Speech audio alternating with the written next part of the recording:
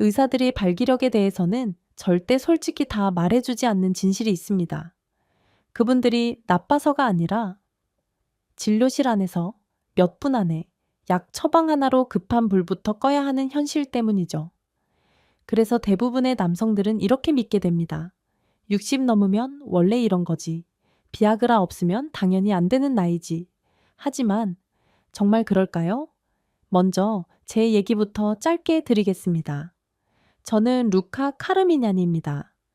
비뇨기과 전문의로 수십 년 동안 수술실과 진료실에서 남성들의 흐름을 되살리는 일을 해왔습니다. 전립선 레이저 수술, 혈류를 복원하는 시술, 로봇 수술까지 별별 케이스를 다 봤습니다. 그리고 그 과정에서 깨달은 진실이 하나 있습니다. 발기는 단순히 나이가 들어서 사라지는 게 아닙니다. 발기는 혈관, 호르몬, 신경, 이 세 가지가 동시에 지쳐서 무너질 때 사라집니다. 그리고 이 세 가지를 지치게 만든 건 이의 대부분 나이가 아니라 생활 습관이었습니다. 여기까지 들으시면서 혹시 이런 경험 있으신가요? 예전에는 파트너의 손만 잡아도 스쳐 지나가는 생각만으로도 반응이 왔는데 요즘은 아무리 자극을 줘도 마음은 있는데 몸이 안 따라주는 느낌. 겨우 반응이 와도 금방 힘이 빠지고 중간에 꺼져버리는 그 허탈함.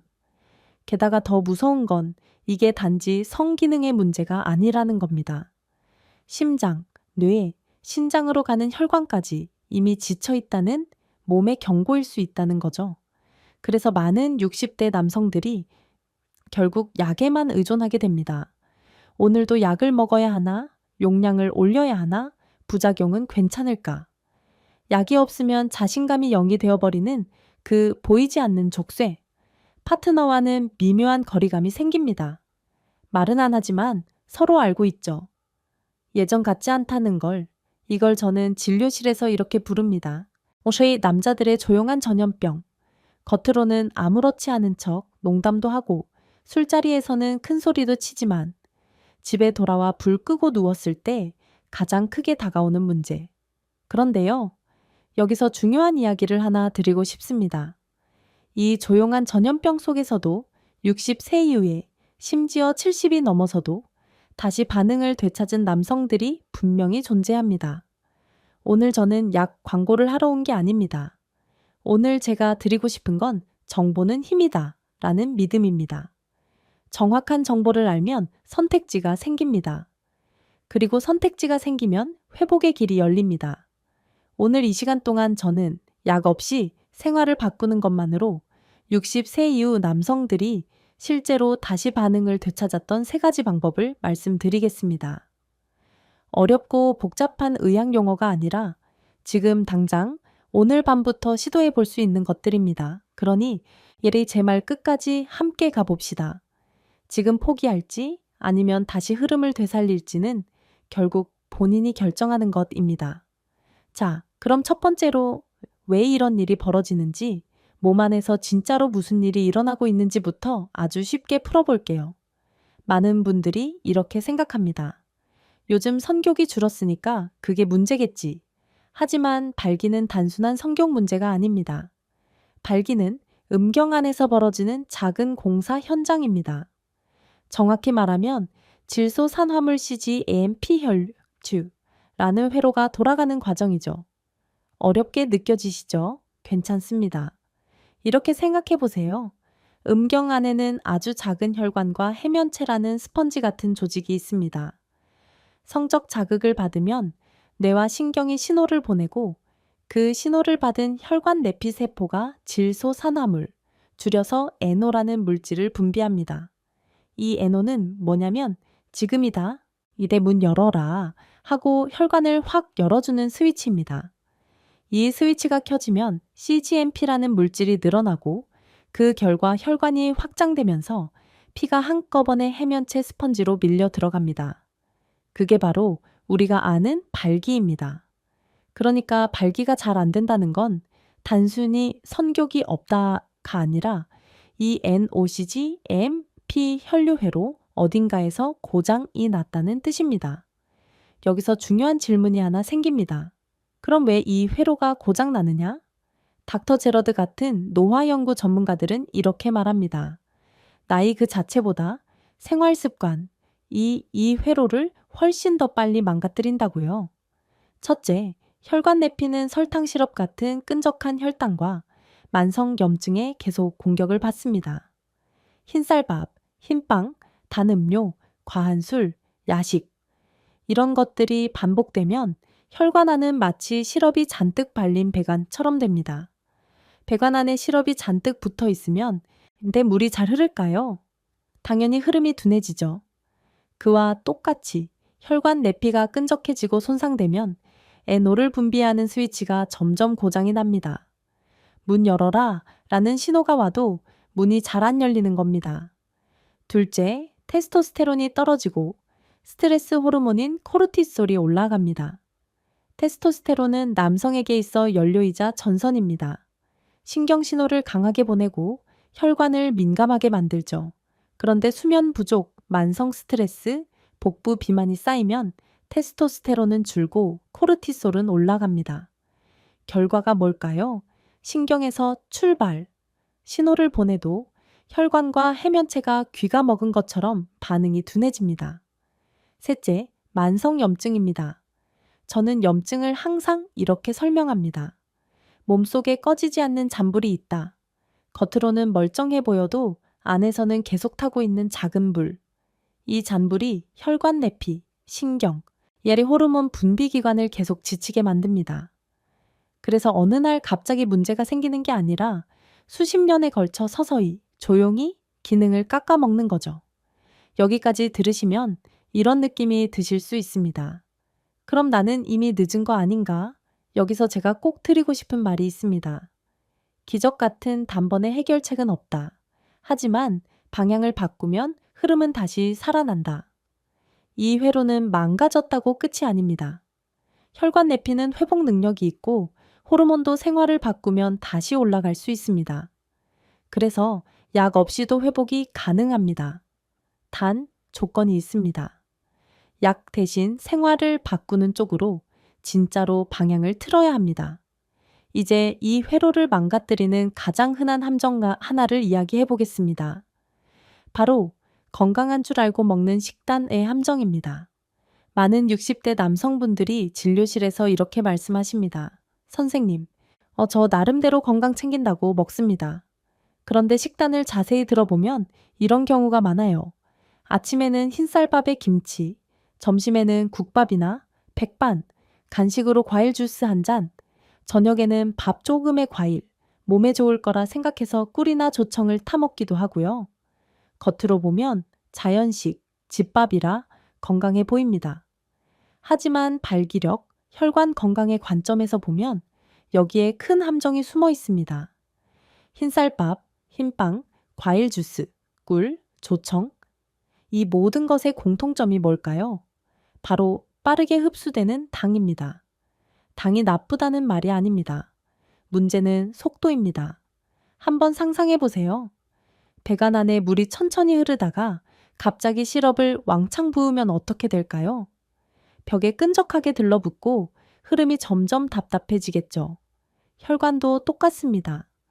빠른 당이 자주 많이 들어오면 혈당이 롤러코스터처럼 치솟았다 떨어지고 그때마다 혈관 내피는 강한 스트레스를 받습니다. 이 스트레스가 쌓이면 앞에서 말씀드린 NO 스위치가 망가집니다. 열어 라는 신호가 와도 잘 안 열립니다. 또 한 가지 중요한 게 있습니다. 저지방, 고탄수 식단입니다.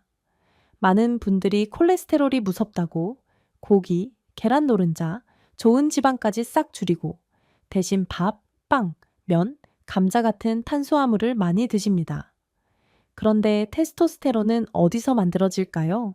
바로 콜레스테롤과 좋은 지방에서 만들어집니다.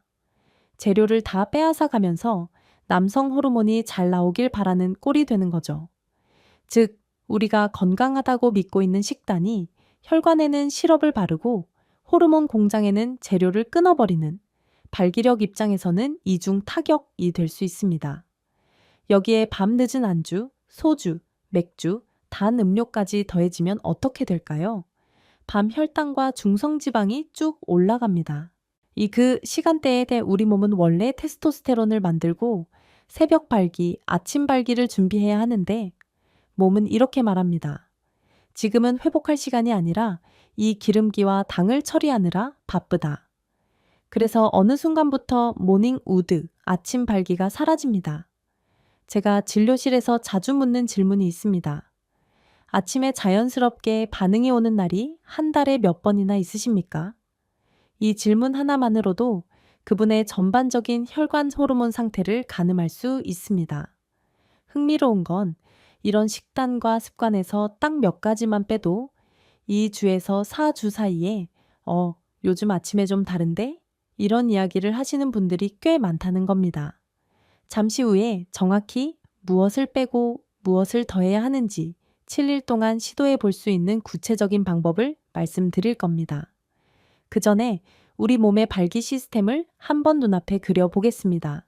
이걸 이해하면 왜 제가 흐름과 밸브 이야기를 그렇게 많이 하는지 분명해지실 겁니다. 음경을 저는 종종 이렇게 설명합니다. 정교하게 설계된 유압 시스템. 먼저 심장에서 피를 보내는 동맥이 있습니다. 이건 고압 펌프입니다. 펌프가 힘있게 돌아가야 충분한 피가 앞으로 밀려옵니다. 그 다음 음경 안에 해면체가 있습니다. 이건 스펀지 탱크입니다. 마른 스펀지에 물을 붓는다고 생각해 보세요. 스펀지가 물을 머금으면서 부풀어 오르죠. 발기도 똑같습니다. 해면체 스펀지가 피를 빨아들이면서 두껍고 단단해집니다. 그 다음 정맥이 있습니다. 이건 배수관입니다. 평소에는 피가 들어왔다가 다시 빠져나가야 하니까 배수관이 열려 있어야 합니다. 그런데 발기 상태를 유지하려면 이 배수관을 잠깐 꽉 눌러줘야 합니다. 여기서 전립선과 골반저 근육이 등장합니다.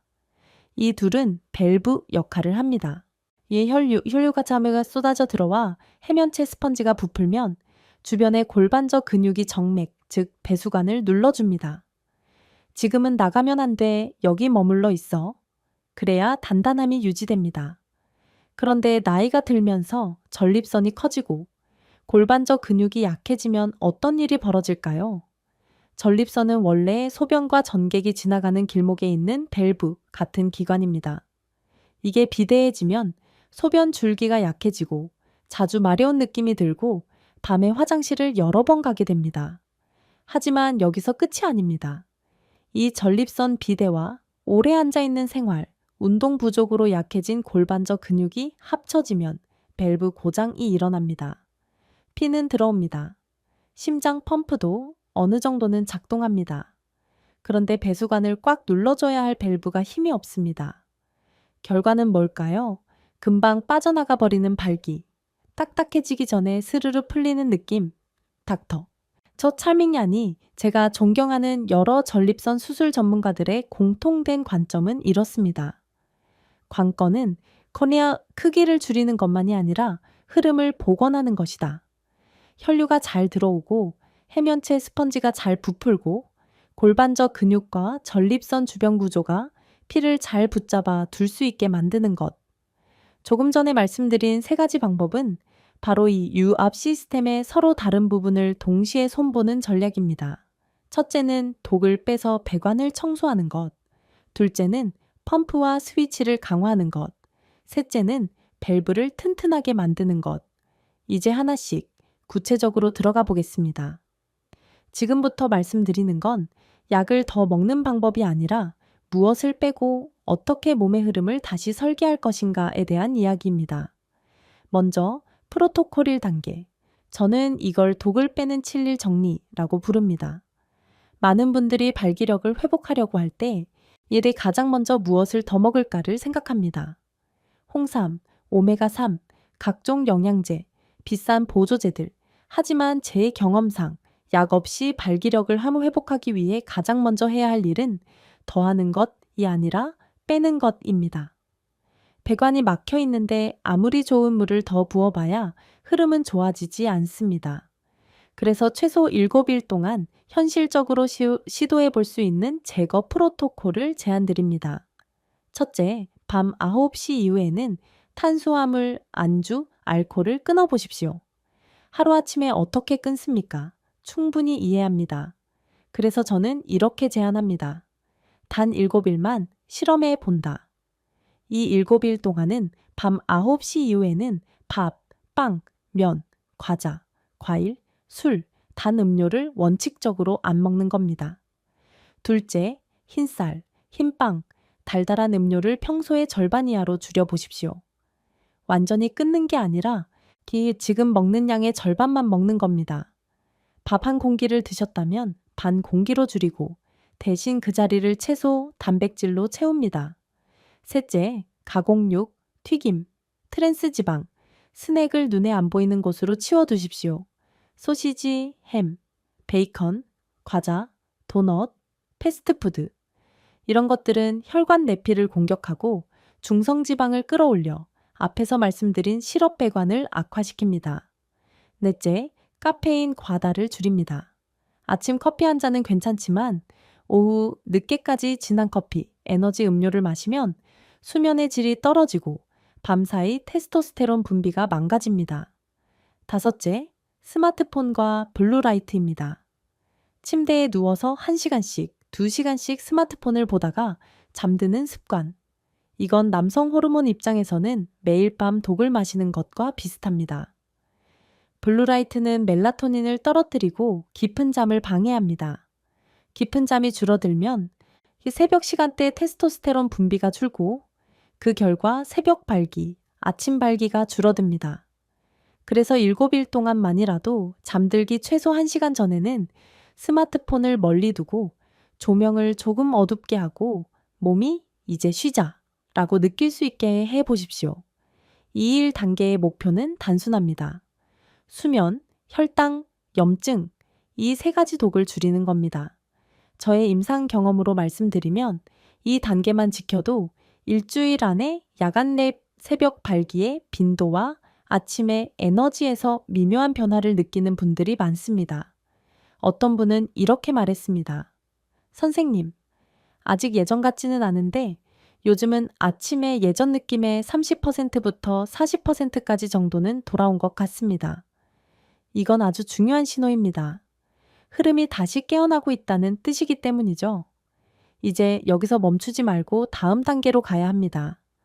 지금부터 말씀드릴 건 이 오늘 제목에서 약속드렸던 바로 그 부분입니다. 60세 이후 남성이 다시 반응한 3가지 핵심 방법. 이제 본격적으로 어떻게 약 없이 이 흐름을 되살렸는지 구체적인 실행 프로토콜로 풀어보겠습니다. 프로토콜 2단계, 첫 번째 방법. 저는 이걸 혈관 스위치를 깨우는 NO 부스터 루틴이라고 부릅니다. 앞에서 NO 질소산화물이 혈관을 여는 스위치라고 말씀드렸죠. 이 스위치를 자연스럽게 올리는 가장 간단한 방법은 움직임 플러스 식단의 조합입니다. 하루에 딱 10분에서 15분, 숨이 약간 차고 말은 할 수 있지만 노래는 부르기 힘든 정도의 빠른 걷기나 계단 오르기를 해보십시오. 이 정도 강도의 움직임이 다리와 골반 쪽 혈관 내피를 자극해서 NO 분비를 촉진합니다. 여기에 식단을 더합니다. 비트, IP 채소, 마늘, 양파 같은 식품에는 질산염과 항산화 물질이 풍부합니다. 이제 이 질산염이 몸 안에서 NO로 전환되면서 혈관 스위치를 더 잘 켜지게 도와줍니다. 예를 들어 점심이나 저녁 식사에 잎이 채소를 한 접시 추가하고 하루에 마늘 한쪽에서 2쪽, 양파를 곁들여 보십시오. 가능하다면 일주일에 2-3번 정도는 비트나 비트 주스를 소량 곁들이는 것도 도움이 됩니다.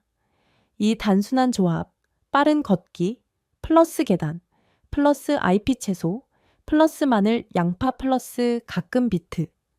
이것만으로도 몇 주 안에 발기력뿐 아니라 혈압, 전반적인 컨디션에서 좋은 변화를 느끼는 분들이 많습니다. 두 번째 방법은 테스토스테론을 되살리는 남성 호르몬 생활 리셋입니다. 테스토스테론은 그냥 약이나 주사로만 올리는 호르몬이 아닙니다. 생활이 바뀌면 자연스럽게 올라갈 수 있습니다. 핵심은 3가지입니다. 근육, 햇빛, 영양. 먼저 근육입니다. 특히 다리, 엉덩이, 등. 이 세 부위는 몸에서 가장 큰 근육들이 모여 있는 곳입니다. 이 근육들을 자극하면 몸은 아직 활동해야 하는 몸이구나 라고 느끼고 테스토스테론을 더 분비하려고 합니다. 집에서도 할 수 있는 간단한 루틴을 예로 들면 의자에서 일어나 앉기를 10에서 15회, 벽이나 싱크대를 짚고 하는 가벼운 스쿼트, 벽 밀기 푸시업 이런 것들을 하루에 10분만 꾸준히 해도 충분히 자극이 됩니다. 두 번째는 햇빛입니다. 하루에 15분 정도 팔과 얼굴에 햇빛을 쐬어 보십시오. 비타민 D는 테스토스테론과 깊이 연결되어 있고 기분과 에너지도 함께 끌어올립니다. 세 번째는 영양입니다. 단백질과 좋은 지방을 의도적으로 늘려야 합니다. 계란, 생선, 특히 등푸른 생선, 콩류, 견과류, 올리브유, 아보카도 같은 식품들. 이런 것들은 테스토스테론의 재료가 됩니다. 나이 들었으니 오래 기름기 있는 건 다 나쁘다가 아닙니다. 나쁜 기름은 줄이고 좋은 기름은 남성 호르몬을 위해 남겨둔다. 이게 더 정확한 표현입니다. 세 번째 방법은 전립선과 골반절을 동시에 살리는 골반 순환 운동입니다. 아까 말씀드린 것처럼 전립선과 골반저 근육은 발기 시스템에서 밸브 역할을 합니다. 이 밸브가 튼튼해지면 들어온 피를 더 오래, 더 단단하게 붙잡아 둘 수 있습니다. 여기서 많은 분들이 들어보셨을 케겔 운동이 등장합니다. 하지만 케겔 운동을 남성 버전으로 쉽게 설명해 드리겠습니다. 지금 잠깐 소변을 참는 느낌을 떠올려 보세요. 소변줄을 꽉 멈추려고 할 때 자연스럽게 조여지는 근육, 그게 바로 골반저 근육입니다. 이 근육을 소변을 보지 않을 때 의도적으로 조였다 풀었다 하는 게 남성 케겔 운동입니다. 방법은 간단합니다. 편하게 앉거나 누운 상태에서 오래 소변을 참는 느낌으로 아랫부분을 3초 동안 조였다가 3초 동안 푸는 것을 10회에서 15회 반복합니다. 이걸 하루에 2세트에서 3세트 아침, 저녁으로 해보십시오. 처음에는 잘 안 느껴질 수 있습니다. 하지만 일주일, 2주일이 지나면 여기 근육이 있구나 하는 감각이 생깁니다. 이 골반 순환 운동은 단지 발기력뿐 아니라 배뇨, 즉 소변 줄기에도 도움을 줍니다.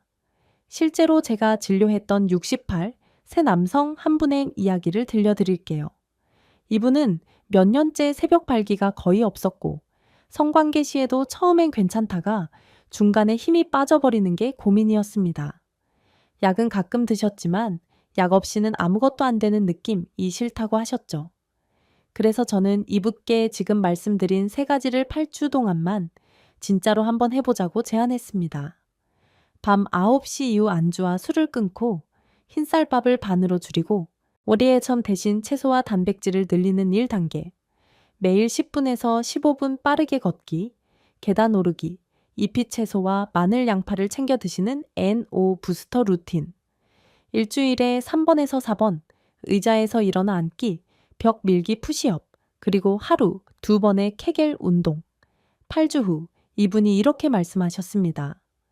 선생님, 솔직히 말하면 아직 40대 때처럼은 아닙니다. 그런데 약을 안 먹어도 아내와 스킨십을 하다 보면 예전보다 훨씬 잘 반응이 옵니다. 무엇보다 예전에는 중간에 꺼질까봐 불안했는데 요즘은 그 불안이 많이 줄었습니다. 이게 저는 진짜 회복이라고 생각합니다. 약을 완전히 부정하는 게 아닙니다.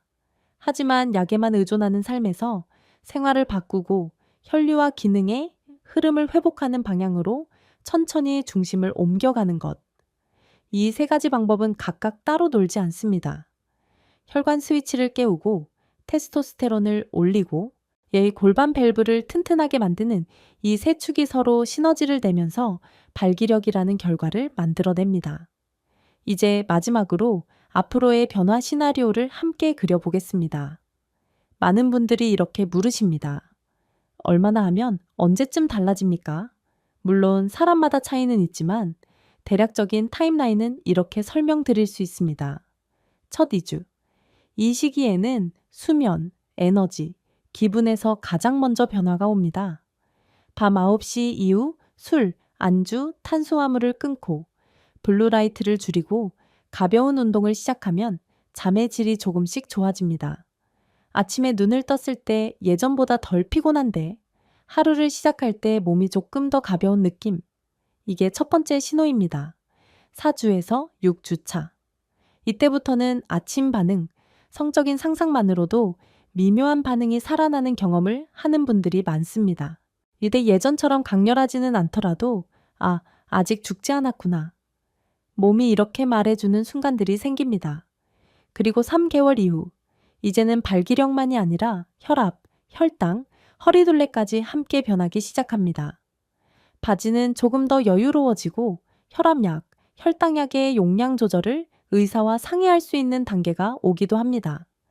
이 시점에서의 발기는 가끔 되는 기적이 아니라 상당히 믿을 수 있는 기능에 가까워집니다. 물론 모든 사람이 똑같이 회복되는 건 아닙니다. 이미 혈관이 심하게 손상되었거나 당뇨, 심혈관 질환이 오래된 분들은 더디게 변할 수 있습니다. 그래서 저는 항상 이렇게 말씀드립니다. 하루아침에 바뀌려고 하지 마십시오. 하루아침에 망가진 게 아니니까요. 완벽주의는 이 여정의 가장 큰 적입니다. 하루 이틀 지키다가 한 번 실패하면 이래 역시 난 안 돼 하고 포기해버리는 것. 하지만 진짜 중요한 건 매일 조금씩입니다. 오늘보다 내일 한 걸음, 이번 주보다 다음 주 한 단계, 약을 완전히 버리라는 이야기가 아닙니다. 약은 도구입니다. 필요할 때는 쓰되 생활 개선을 통해 약 의존도를 줄이고 부작용 위험을 낮추는 방향으로 천천히 가는 것. 이게 현실적이고 지혜로운 선택입니다. 정보는 힘입니다. 지금까지 들으신 이 내용은 단순한 지식이 아니라 선택지입니다. 지금 이 순간 이후 어떻게 드실지, 어떻게 움직이실지, 밤을 어떻게 보낼지 결국 본인이 결정하는 것입니다. 오늘 이야기의 목적은 당신을 겁주려는 것이 아닙니다. 당신에게 권한을 돌려드리려는 겁니다. 나이는 숫자일 뿐입니다. 진짜 목표는 나이에 맞는 포기가 아니라 혈류와 기능의 흐름을 가능한 오래, 이 당신이 원하는 만큼 유지하는 것입니다. 오늘 들으신 3가지 방법 모두 한 번에 완벽하게 할 필요는 없습니다. 하지만 그중 하나라도 오늘부터 작게라도 시작해 보십시오. 매일의 작은 선택이 60세 이후의 남성성을 정의합니다. 혹시 이 이야기가 당신 마음 한 구석에 작은 불씨를 하나 켜주었다면 그 불씨를 혼자만 품고 계시지 마십시오. 비슷한 고민을 하는 친구, 형제, 동료가 있다면 야, 이거 한번 들어봐라 하고 오늘 들은 내용을 나눠주십시오. 우리는 서로의 건강을 함께 지킬 수 있습니다. 당신의 몸은 지금 이 순간에도 쉬지 않고 일하고 있습니다. 심장은, 혈관은, 전립선은 당신이 잠든 사이에도 조용히 묵묵히 움직입니다. 이 몸을 어떻게 대할지는 결국 당신이 정합니다. 긴 시간 함께 해주셔서 고맙습니다. 당신의 남은 인생이 숫자에 휘둘리지 않는 이 흐름이 살아있는 삶이 되기를 진심으로 바랍니다.